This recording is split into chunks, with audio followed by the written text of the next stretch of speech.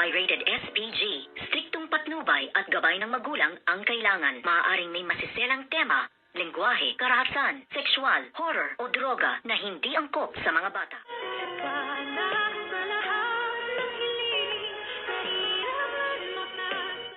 Good morning and welcome sa aking munting channel. At dito nga ay nagising na itong si Don Pepe, kung kaya't agad-agad ngang tinawag ni Dr. Ray Meneses, si Dr. Annalyn Santos at Dr.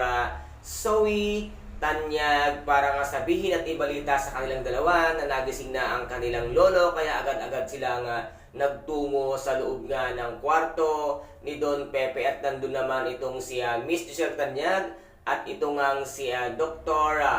Carlos Binides na paggising nga ito, pagmulat ng mata ni Don Pepe ay itinuturo nga niya itong si Doc Carlos at laking gulat naman nga nitong si Miss Giselle Tanyag na kung bakit niya itinuturo itong ang si Dr. Carlos Binides at sabi nga, Papa, bakit mo itinuturo si Carlos? Ano ang gusto mong ipahiwatig? Ito na kaya ang katapusan ni Dr. Carlos Binides? Dito na kaya mabuging lahat ng kanyang mga kasalanang ginawa kaya Don Pepe at dito na kaya mabubunyag ang lahat-lahat ng kanilang mga sikreto dahil nga itinuturo na ni Don Pepe ito ngang si Carlos Binides. At dito naman ay isa pa ang kanyang problema ay ang kanyang tunay na asawa na ito nga si Miss Irene na pinakasalan niya sa Amerika at hindi naman pala sila nag-divorce.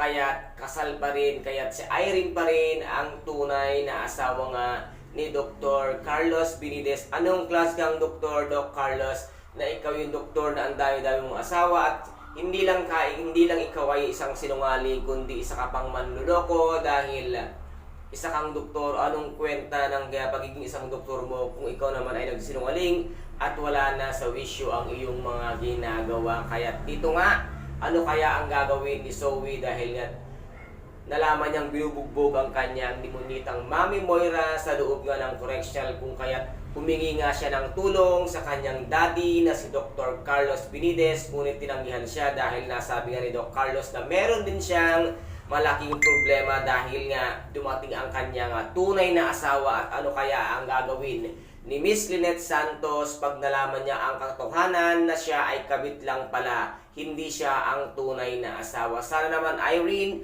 ikisa ka rin na maging kakampi ni Miss Lynette Santos na sabihin mo ang katotohanan sa lahat ng kalokohan at katarantaduhang ginagawa ni Dr. Carlos Binides. And guys, ito po ang ating pakaaabangan sa Lunes dito nga sa Abot Kamay na Pangarap, na kung saan ay napaka-intense at